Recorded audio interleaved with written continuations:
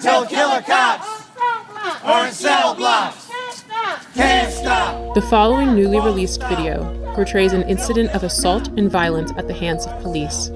Viewer discretion is advised. I suggest you back the fuck up. No.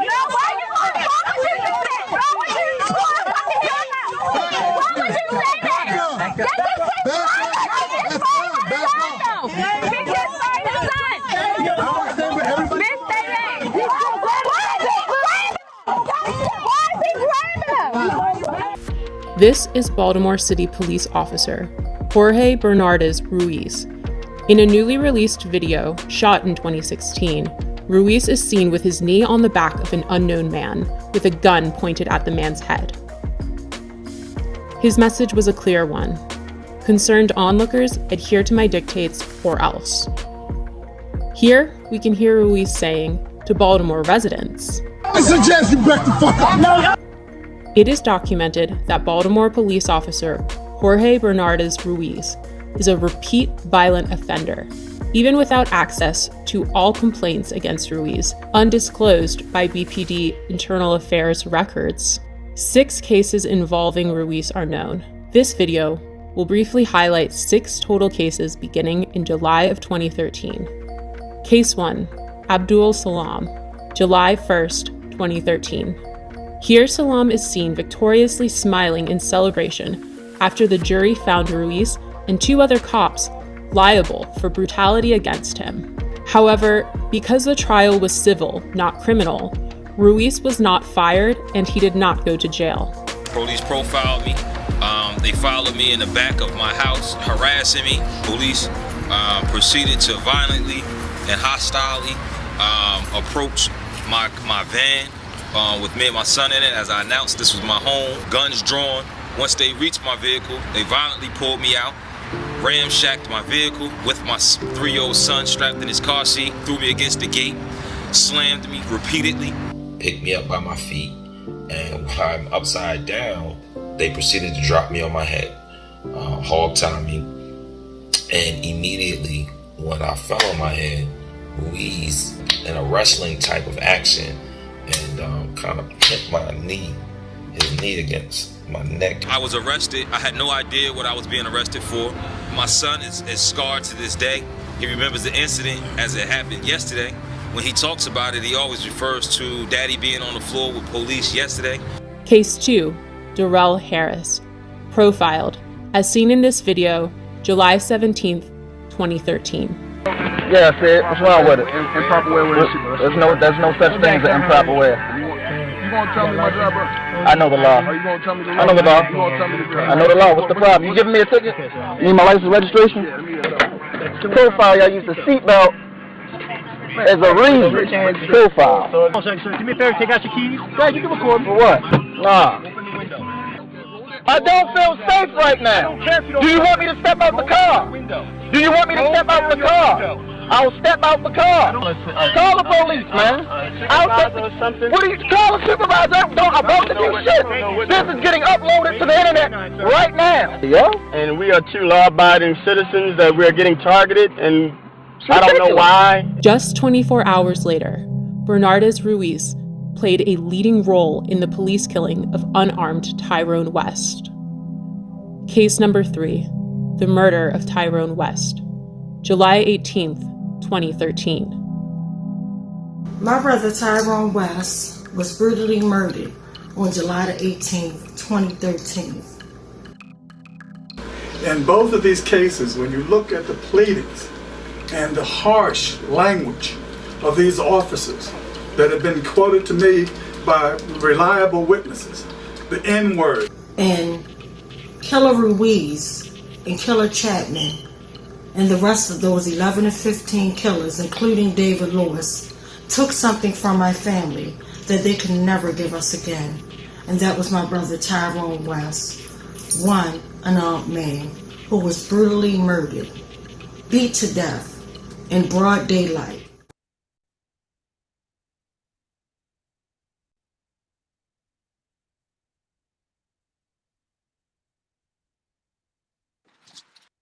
Mic check, mic check. This is West Wednesday, number 408 to Jeff. justice for all victims of police violence.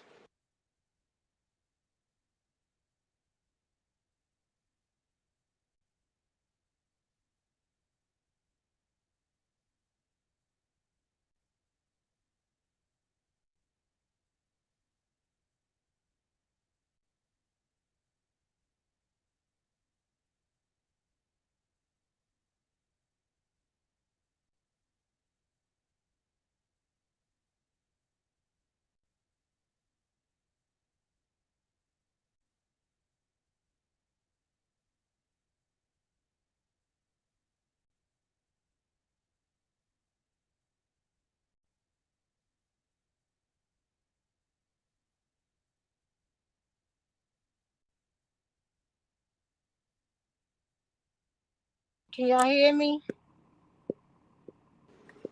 Yes. Yes. Sorry for the technical difficulties. So like my brother said, this is West Wednesday, and tonight this is a special West Wednesday. I pretty much wanna and we won't keep you guys long at all. This is gonna be the shortest West Wednesday you guys ever experienced.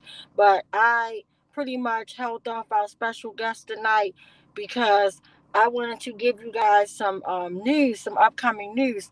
So pretty much what's happening right now is the AG report has finally come out. And I did an interview today on WJZ News, and I'm just pretty much excited that this moment is finally happening. Even though I can't get too excited because I want to see exactly what happened, but the fact that I know that something is definitely happening, that they pretty much are going to review over 100 cases, and it's going back many years. So I'm really excited about that. And it's sad because it should have been, it pretty much, when somebody is murdered, it shouldn't even have never been this. We should not have the medical examiner's office being complicit in all these homicides, all these murders. It's just sad. And it's always when someone dies in custody death, well, not died, just pretty much murdered and in custody, it's always, they died from a bad heart. And I immediately think about when my brother was murdered, and they took 154 days to give my family a flimsy 7-page report that was false. Like, that was utterly ridiculous. It was a smack in the face. And the fact that my sister Angela, who brother Timothy Flemings was murdered last year, a whole year, and they still have not gotten the autopsy report. That is beyond comprehensible. It's sad, it's disgusting, and something truly needs to be done about it. And all I can just think about, when West Wednesday was pretty much born on the back of my brother's blood, with the West family coming out week after week demanding answers. And when we were going protesting nonstop at the medical examiner's office, I'm talking about week after week, saying how they're lying, this, that. Nobody paid my family any mind. When we was telling them how corrupt these killer cops was, I told them how people broke in my brother's house after he was murdered. No one paid my family any mind. And it's sad that every time, and for the whole entire 9 years, we have been telling you guys nothing but the truth. The truth needs no support. We never change. We never waver. That's the thing about the truth. The truth does not change. Only a lie changes or whatever. But the fact that we've been telling you my brother was brutally murdered, and that the medical examiner's office, for them to come back and say, oh, Mr. West died of a bad heart and dehydration, like, are you free? That was, to me, beyond worse than his murder. His murder was horrible.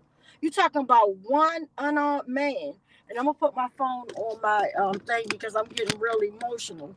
But you're actually talking about one unarmed man that was beat to death.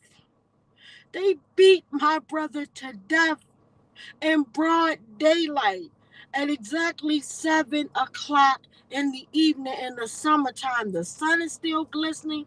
Witnesses are out there They pepper sprayed, tased, kicked us, and I'm talking about 17 maniacs. This was before Freddie Gray. This was before Antoine Black. And I'm not even calling it because it shouldn't have never been none of them. This was before George Floyd. This was before Eric Gardner. But this was literally, my point is, this was before everybody else's case that made national news. This was before. And my brother barely made it to local news stations because they were trying to cover up. But my family didn't give a damn if they wasn't going to cover us or not. We knew the truth did not need any support. We knew, and immediately we were out there. And you're talking about now 480 plus weeks. I think it's 481 this week. Like, that is too long to be doing anything but to be fighting just for your truths to be heard. I'm like, that's just speaking volumes. But the fact that these people are still playing games and getting away with it, and you're playing games with people's families that are being murdered. Like, my brother, he didn't die from a bad heart. He didn't die because he was dehydrated. He was murdered. He died from positional asphyxia. Let's be crystal clear. He was murdered. But when we were telling everybody about David Fowler being foul, Dr. Pamela Southall being foul, no one wanted to hear my family. No one listened to us. They turned their nose up. They frowned. When Bruce Goldfarb would come out and talk and tell us all type of foolishness, we stood and we did not waver. We did not go anywhere. They wanted to shut us up. They called police on us to get us escorted off the medical examiner's office of grounds, and we were peacefully out there. They gave us so-called fake warnings, all of that. But nobody believes nothing, unfortunately, unless it makes national news. Unless CNN is involved, NBS, all those national stations are involved, that's when y'all believe. And until, to me, an uprising happens, that's when you guys hear us. And that's sad because we were out there and we're still here in peace. We're still here in love. But it's sad to put anybody's family through this living nightmare. And that's what I wanted to talk about. Living and being stuck in a living nightmare where you cannot wake up no matter what you do. You cannot change what has happened. And all we ever asked for was transparency and accountability. And literally, for me to have family members that were fighting with me, tooth and neck, fighting with me, and they're no longer here. And I just remembered, and yesterday marked the 3-year anniversary of my uncle Clifton Anderson, his death. It marked 3 years of him not being here, because he would be so happy right now to see, because he was out there with my family. He was out there, and all he kept saying was he did not want to leave this world without seeing accountability for his nephew, the first baby born in the family. That's all he wanted to see. That's all my grandmother wanted to see. That's all my cousin Tavon Anderson, who was murdered on a West Wednesday early morning, wanted to see was accountability. And we still haven't seen it yet. We get little bits and pieces and tastes of, what seems to be like something is working, but then it gets snatched right away. I'm just tired of it. I'm drained. I'm tired of being the emotional wreck. And then the saddest part, throughout all of this, we still have to pay our dues to society. I can't call my employer and say I can't come into work to teach because I'm too traumatized of what happened to my loved ones. I can't do that. I have to push it to the side, love up on my students, and still do my job. I have to still be a mother. I have to still be a friend. I still have to wear all of these hats. And sometimes you don't feel like wearing a hat. You just want to be, at a peace Whereas though you don't have to always fight for everything. It's like you get so tired of fighting. And the saddest part, all we trying to do is fight for what's right. We're here fighting so that way when, God forbid, something happens to your loved one, you won't have to fight as hard. You know, why do you think our forefathers, our ancestors stood? They got hung from trees. They got beat, you know, for telling their truth. And because of their skin color, they was hung, lynched, murdered for no reason. And that's what's still happening in 2022. We get ready to end out this year soon. I can't believe Halloween is right around the corner. I can't believe soon Thanksgiving will be coming up. You know, all these holidays, and then soon, before you know it, we'll be at New Year's Eve, ready to bring in a new year. And each year we bring in, we still don't have accountability. And every time I feel like I'm feeling good, I'm sitting down, meeting with people, they're saying, oh my God, we're so sorry that happened to your loved one. I don't want no sympathy, no empathy. All I want is accountability. They need to reopen all these cases because our families never signed up for a club. Never signed up for this club. A club no one wants to be in. If I could look back 9 years ago before this all happened, I would never wish this on my worst enemy. This is like a living nightmare, and that's what I wanted to talk about. Being stuck in a living nightmare. What do you do? The only thing you can do is just move forward. And the only thing that I have been doing and moving forward is always keeping my integrity, keeping my love, and keeping my loyalty. That's all I have.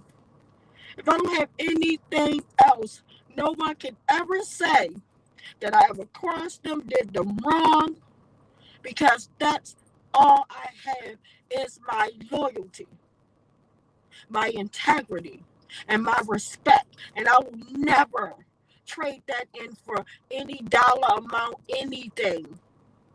Because that's the problem with the world. People can easily be paid off for these things. And they don't care. As long as they're living comfortable, they don't care. They don't care if they're not loyal. They don't care about integrity. They don't care. Because you have to be heartless, literally, to have someone murdered. And it is your job as a medical examiner, when that person comes in and you see the horrible things that happen when a person is lifeless, their life is gone. That is their final examination from a doctor. They're not walking in there of a free will saying, hey, doc, I want you to do this examination on me. That's not how it goes. They're rolled in there on an autopsy table. They're gutted out. And everything is supposed to speak in volumes what happened to him or her.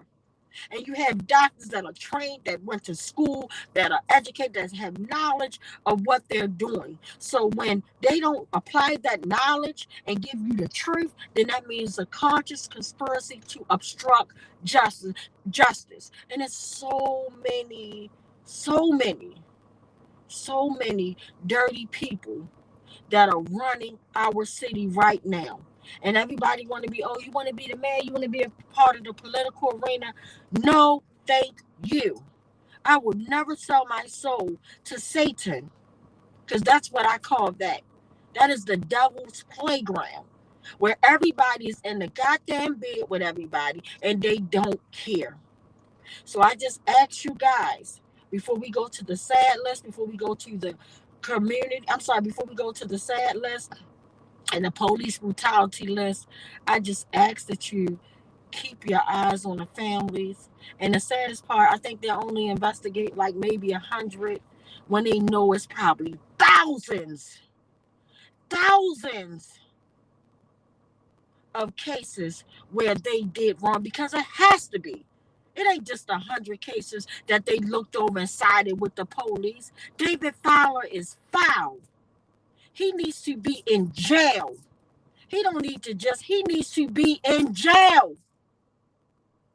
Anybody that had a part to lying on someone being murdered, you are a part of the problem. All of them need to go to jail. Greg Bernstein ass need to went to jail. All of them need to go to jail with those 17 murderers. And I think that's why they're taking their slow time, slow walking with this damn Doug and Pony show, because it's like the Pandora box. Because once you open up that box, all those jokers start falling. And it ain't just the murdering cops that did it. It's the damn detectives that it so-called investigated, and they sided with the killers. They ruled out over 32 witnesses that were credible, that didn't know my damn brother. And you saw that video we started you with. You see it every week. You saw the video 24 hours before my brother was executed. Darrell Herbert said, who was the first killer cop at the car? Ruiz. And for me to learn the night that my cousin Tavon Anderson was murdered, that he had over 38 complaints, that 38 additional people besides the 6 to 8 victims that we know about, right? Besides them, 38 other people that this maniac attacked, abused, did all type of horrendous things, and still walking the beat. And not only that, with promotions, qualified immunity, pay raises, sergeant, married to the daggone state prosecutor, Michelle Battle. And she's just as sick as him. Because if you want to marry a sick killer, guess what? You are a killer. So when he start abusing you, don't look confused. Don't look, because he's a murderer. You know, some things you can reform and transform, but you're talking about a bloody murderer that does not care. He has no soul. And if you see the video, like I said, Darrell Herbert, 24 hours. And you heard about ABDUL SALAAM with his baby in the car. And what happens? Nothing. Nothing. I done met with commissioner after commissioner.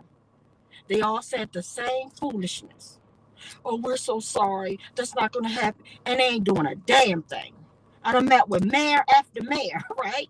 Same thing. Doug and Pony show.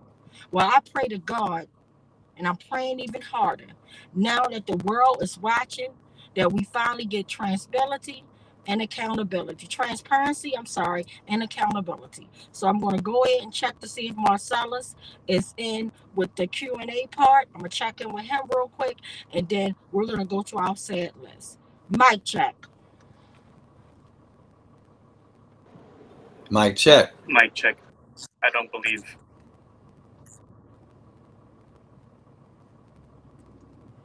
So is anybody available to read the questions in the comments? Because I see a lot of them.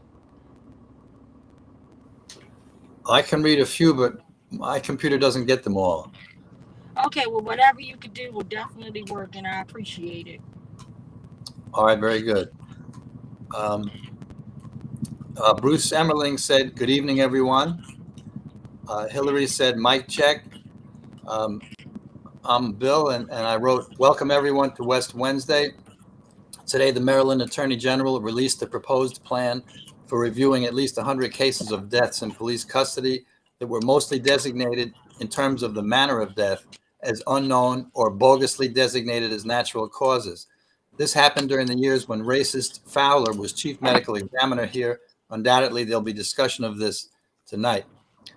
Latasha gave you 4 fists up. Shaniqua Brewer said yes in response to one of your points, Tawanda. Latasha said right in response to another point. And Latasha gave some more support. And Hillary wrote, Tawanda, your determination, honesty, loyalty, and clarity as you call this system out is inspiring and important for all to hear. So those are the comments I'm able to see. Well, thank you for that. And before we go to the sad list, I wanted to ask you real quick, is there anything else you want to say? And I'm glad you brought up the point and you know, about David Fowler being foul and all his racist acts. So I'm glad everybody can actually read that important information.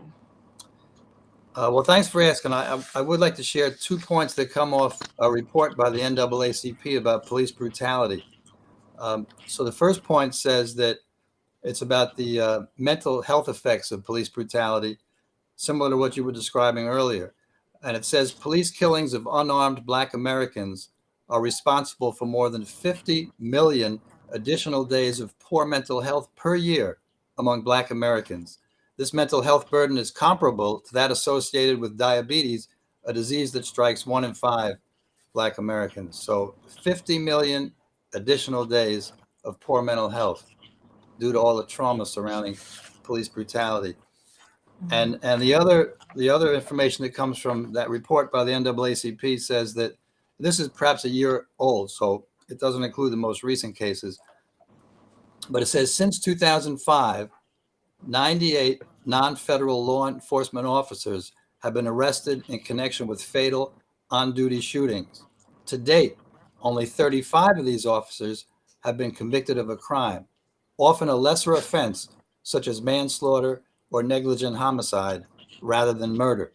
Only 3 officers, now we're talking about a 15-year period with thousands of police killings, only 3 officers have been convicted of murder during this period and seen their convictions stand.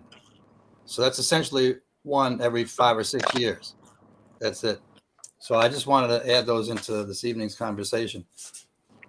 No, definitely, I appreciate that. Thank you so much. Those are very great, important points. So definitely need to be heard. And it's sad, and it speaks for itself, because if you guys didn't tune into last week's online protest, it was really deep, and we had a mom in here, and she was demanding accountability. And finally, they're in DC. They're finally going to go and get to court. So that is awesome. I'll be sharing more information. We had Miss Eleanor here last week. So as we keep on following the case, I will definitely update you guys. But this is like the part of West Wednesday that I don't like when we have the sad list. But I just really wanted to share everything with you guys tonight, and I'm really emotional. That's why I'm going to kind of wrap it up early, because I've been literally crying my eyes out, because it's just sad. Like, nobody family deserves to be pulled and strung along like this, and we still gotta wait. Nobody, we not even near the deadline or anything. We still have to wait, and that's the saddest part for me. So right now we're gonna go. I want us to take 1 minute to, as though we're gonna say prayers for both sad lists, and then we're gonna wrap West Wednesday up. So again, I just want to thank you guys. But just like I said, if you pray, say a prayer. We know that everybody's not spiritual, and that's okay. Send positive reinforcements this way, positive vibes, anything positive you have, please send it our way right now as we read these names. And just remember, these are someone's loved one. It may be just the name of your loved one that was murdered through community violence or through police brutality. You would be sad and you would not like it. So I just wanted to tell you guys, just take 1 minute to say a prayer, or just keep positive energy flowing, and just recognize that this is someone's loved one. When you hear their name, we're more than hashtags. So we're going to start right now. Mic check. Mic check. Unfortunately, we don't have the most recent lives that have been stolen by the police. The information that we get about that comes from the Washington Post, and the last person that they listed as having his life stolen by the police was Colin West in Warrington, Florida, on October the 4th, and we upheld his name last week. So unfortunately, what this means is that at a future West Wednesday, when they catch up with this list, we're probably going to have to uphold a very large number of names, because the police do kill about 3 people a day. I'm sorry, Uncle Would Bill. you like me to go on? Yeah, could you? I'm sorry, because we didn't take our minute of silence. I want to take 1 minute Oh. before we read the list. Yeah. Okay. Take 1 minute. Okay. So again, I'm sorry, guys. It was a misunderstanding, but like, out of respect, because these are more than just a victim names or statistics or a number and things of that nature. These are lives stolen, and murder is murder. No one deserves to be brutally murdered. So also, before we say our prayer, I wanted to keep my sister Angela family in prayer, because the MTA driver here that happened in Baltimore was one of her family members.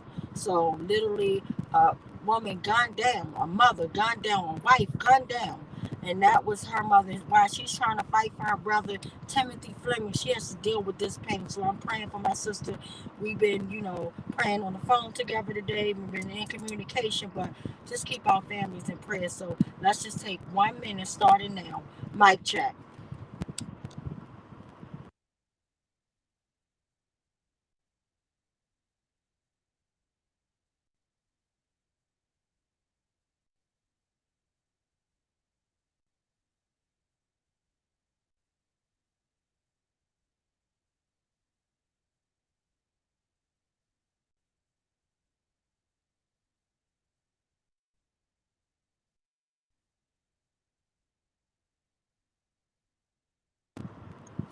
Thank you guys so much. I really appreciate you. Thank you for the comments. Thank you, Uncle Bill. We are ready for you now, Uncle Bill. Mic check. Mic check. So it falls to me to uphold the names of those who lost their lives to community violence recently in Baltimore. I believe this covers 2 weeks. Brian provided this information. So if we could repeat the name and honor each person, that would be terrific. First, Michael Washington, 43. Michael Washington, 43. Garcia Stevenson, also 43.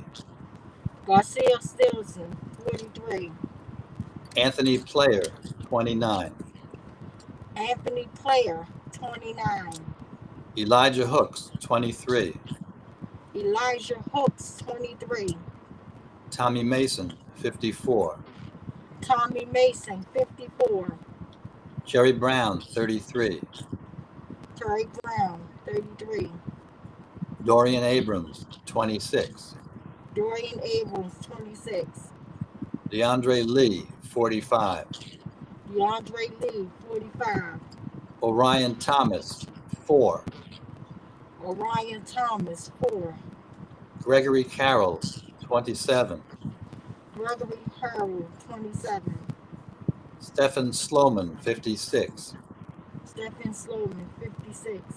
Antonio Wilkins, 23. Antonio Wilkins, 23. Santo Munoz Hernandez, 53. Santo Munoz Hernandez, 53.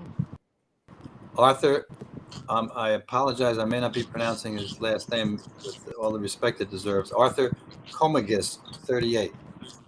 Arthur Comas, 38.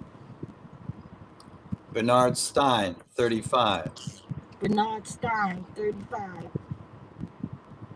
And another great tragedy, Naimia Gillard, 1.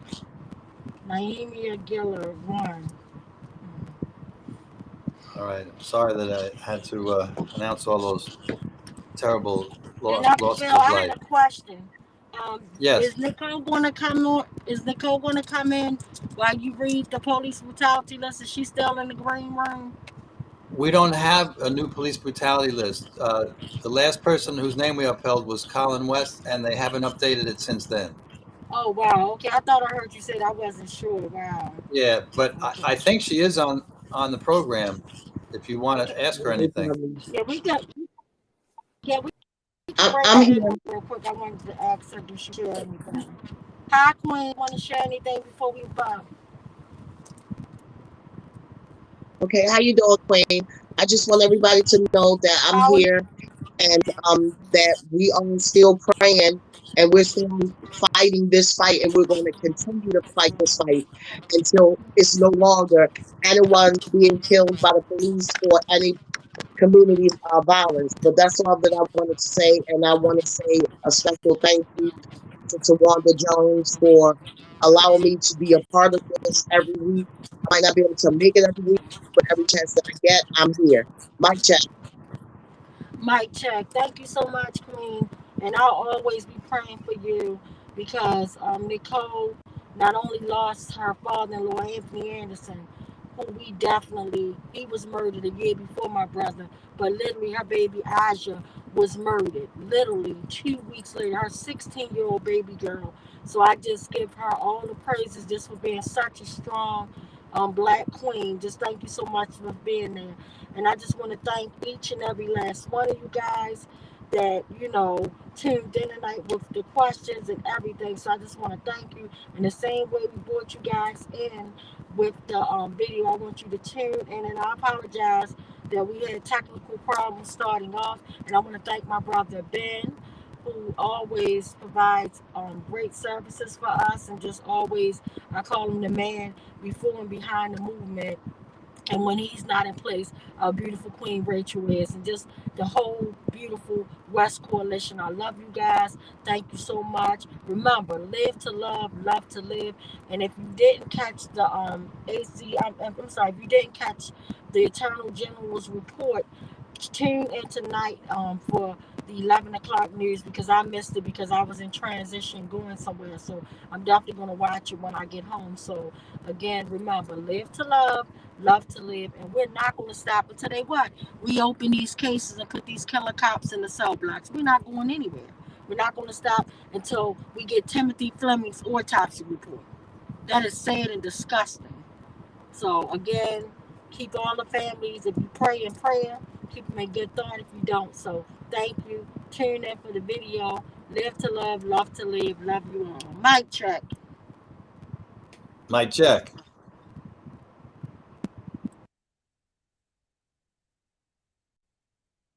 And Mr. West begging for his life, and Mr. SALAAM begging for his child to be excluded and comforted from what was taking place. Not for himself, but for his 3-year-old child.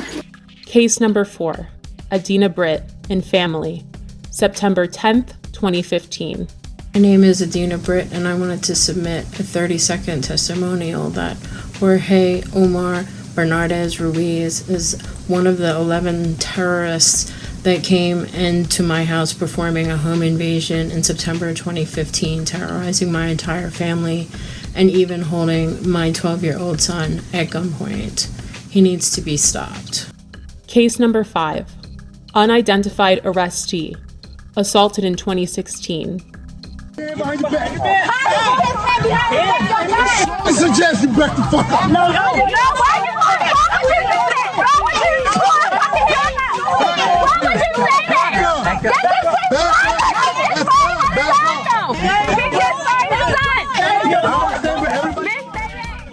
Again, this video did not surface until the summer of 2020.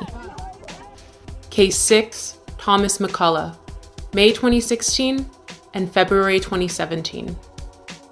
I heard my front door coming off the hinges like it exploded. Thomas McCullough says it happened twice. In May 2016 and February 2017, Baltimore City Police burst through his green front door and raided his Pimlico home. They said, police. They come up, shotguns, guns. He says officers ransacked the place, looking for drugs, money, and weapons. He took pictures of the damage he says they left behind. Tell us where the drugs are, the scales, the guns, and the large amounts of money. Nothing was found. Now he's suing police, claiming officers, including a former member of the Gun Trace Task Force, frightened him, his wife, and father-in-law when the officers conducted what his suit calls an illegal search of his home. The owner of the house tells 11 News after the second raid, he had to replace the front door. McCullough and his attorney say they want Baltimore police held accountable. There is a colossal breach of trust. And McCullough tells us following both raids, no one was arrested or charged. This all begs the question, when will Baltimore City State's Attorney Marilyn Mosby see the prosecution of Bernardez Ruiz as warranted? They were the stopping officers in these so-called jump-out cars, unmarked and so forth, that stopped both the West vehicle and the SALAAM vehicle without probable cause. And these officers are the ones that also were joined by others, but they are the ones who initiated the stops, pulled both men out of the vehicles, and commenced the vicious activity that was thrust upon them. And the officer Ruiz that started this attack is still working and working with promotions. He is now sergeant. But the fact that this repeat violent offender had a history leading up to my brother. There was Darrell Harris, there was James Green, Joseph Green, ABDUL SALAAM, and my sister ADIENA and her family. No one family deserves to be brutally murdered or brutalized by this repeat violent offender Ruiz. It is time we take action. The time is now. Baltimore police officer Jorge Bernardez Ruiz is a repeat violent offender. Based on these accounts, in accordance with the law, we, the West Coalition, call for him to be fired, prosecuted, and incarcerated. We're more than hashtags and body bags. We're more than being 6 feet in the dirt and pictures and buttons on t-shirts. Our lives matter. For the safety of our city, the prevention of further harm, and the justice for these families, we see no other option. And again, I'll say, the time is now.